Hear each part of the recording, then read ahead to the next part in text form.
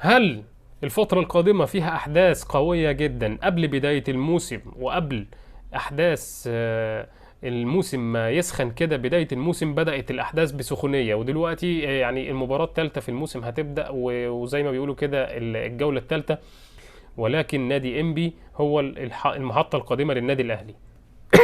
المحطة القادمة للنادي الأهلي هو لعب المباراة أمام إنبي في بطولة مهمة جدا في الكاس، وإن شاء الله الأهلي يتخطى العقبة دي.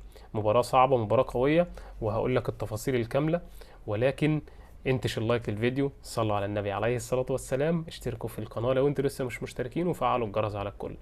بسم الله ما شاء الله، ولا حول ولا قوة إلا بالله. اللهم صل وسلم وبارك عليك يا سيدي يا حبيبي يا رسول الله.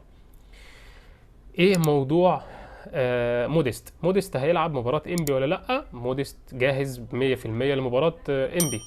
طيب اصابة رضا سليم مليون في المية قرب يخف من الإصابة خلاص، وبالتالي هو جاهز لمشاركة قدام انبي، بس الراجل مش هيغامر بيه بنسبة 90%. الراجل مش هيغامر بيه في مباراة انبي، يعني مش هيلعب. اما امام عاشور فهو القوة الضربة بتاعت او الكارت الكسبان ليه في الماتش ده، لان كهربا سيغيب او بالاغلب. يعني والله الواحد ما بقاش فاهم اللوائح دي، عماله تروح وتيجي، ويقولوا هيقع هيقف بص، محدش فاهم حاجه في مصر، ولكن احنا بنحاول نوفيكم بالاسرار وبكل حاجه والكواليس عشان تبقوا موجودين معانا في الاحداث اول باول. عموما الفتره القادمه اعتقد ان كهربا اخر ميعاد ليه كمان في الايام اللي جايه دي لسداد الغرامه، وكهربا هيتم تاجيل القضيه بتاعته ومش هيسدد الغرامه. اتأكد انك مشترك ومفعل الجرس على الكل، عشان مع احمد اللفندي الحقيقة بس عندي على قناة باكورد.